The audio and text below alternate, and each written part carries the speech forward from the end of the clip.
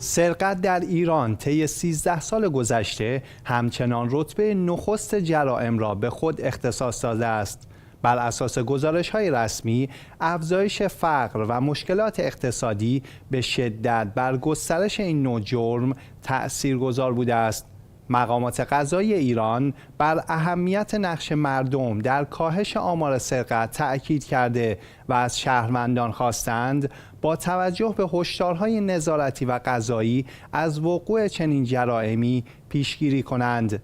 طبق آمار منتشر شده 68% زندانیان به دلیل جرایم مرتبط با مواد مخدر و سرقت در زندانها محبوس هستند.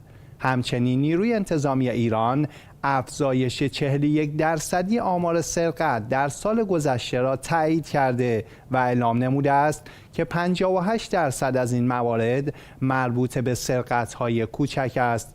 مقام‌های مسئول بر ضرورت عزم ملی و فرهنگسازی برای مقابله با این معضل تأکید دارند و بر این باورند که کاهش سرقت نیازمند همکاری گسترده مردم و نهادهای مسئول است. برای صحبت بیشتر در این خصوص آقای امید فراغت، خبرنگار و فعال رسانه‌ای از تهران همراه ما هستند. سلام، خیلی خوش آمدید به برنامه. آقای فراغت، به نظر شما چه علل و عواملی باعث شدند که سرقت در ایران طی 13 سال گذشته رتبه نخست جرائم را به خود اختصاص دهد و چگونه میتوان این عوامل را کاهش داد؟ درود و ادب و احترام. علتهای زیادی هست. من به صورت مختصر چند تایشون میگم. اولیش اقتصاد دولتیه که تبدیل شده به یه اقتصاد رانتی، بعدن تقسیم شهروندا به خودی و غیر خودی، انحصار و رانت و تبعیض که اینا همش خروجیش میشه فقر و این فقر هم فاصله طبقاتی ایجاد کرده، ناامیدی اجتماعی ایجاد کرده.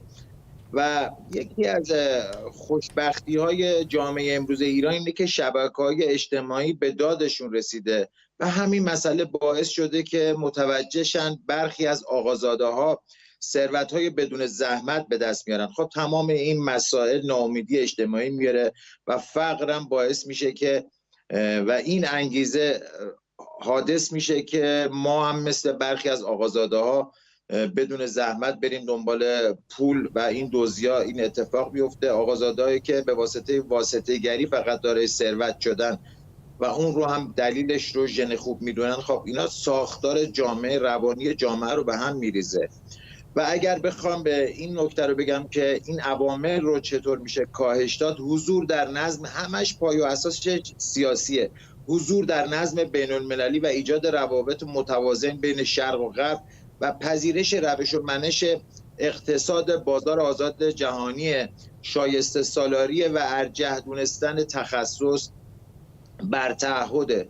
تمام اینا کنار هم بذاری اگر و مثل کشورهای توسعه یافته آلمان، سوئیس اینها زندگی کنیم، قاعدتا سرقت هم در کشور ما آمارش میاد پایین و پایه و اساسش هم فقر و در هم ریختگی اقتصادی و سیاسیه که منجر شده جوانای ما به رو به اعتیاد بیارن، انگیزشون از دست بدن، ناامید بشن نسبت به آینده و ناخودآگاه این ضد ارزش‌های اجتماعی به وجود میاد.